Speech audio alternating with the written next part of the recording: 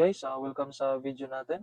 So what if naman guys kung kapag ganito naman yung problem na pinasagutan sa atin. So kapag nakikita tayo ng problem na 'to parang drawing pa lang ayaw na natin sagutan, i-skip na lang natin. So don't worry guys kasi itong problem na 'to is madali lang. Isa lang yung support dito which is yung fixed support.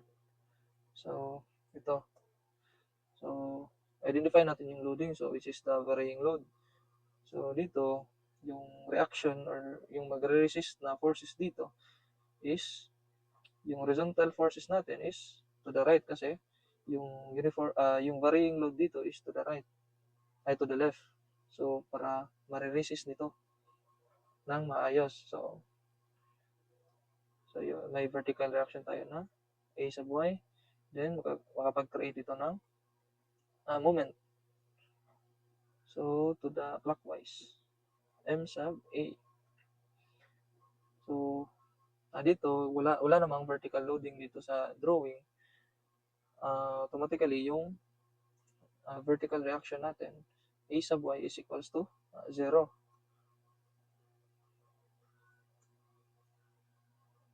Resize lang natin para maliit.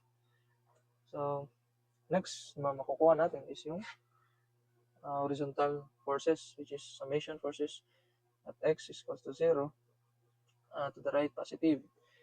So guys, kapag kumukuha tayo ng resultant dito sa varying, para lang tayong kumukuha ng area ng triangle. So bali, since ito ay to the left, kasi papuntang A, di ba, counterclockwise, minus. So, negative, 1/2, yung base natin is 25, yung height natin is 12.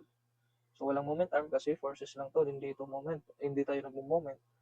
So, to the right, positive, kasi yung A sub x is to the right. A sub x natin is equals to 0. So, makukuha na yung A sub x natin. So, it is equals to negative.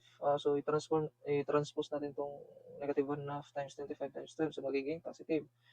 So, 1/2 times 25 times 12. So, the answer is 150 kilonewton. So, to the right.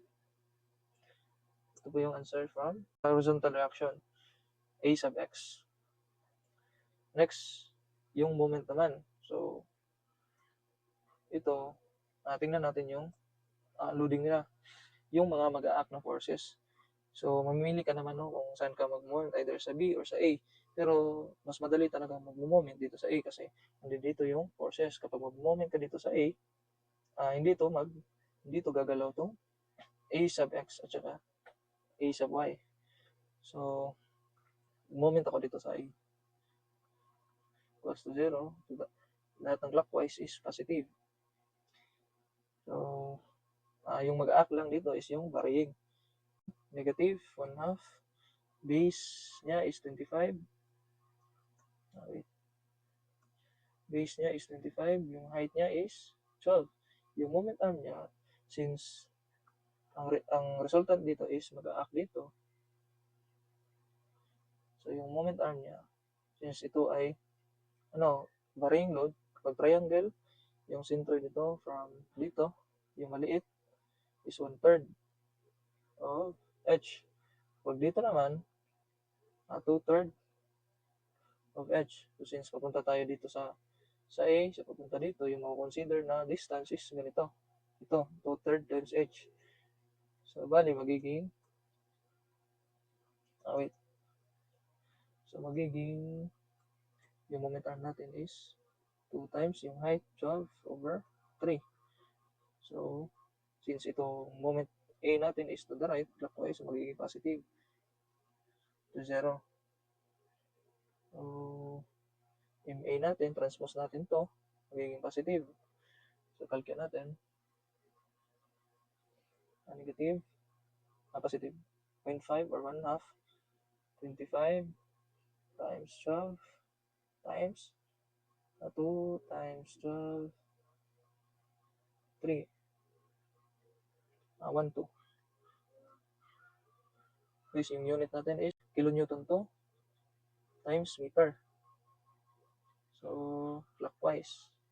Ito yung answer for moment A. So, that's it. What the dog doing?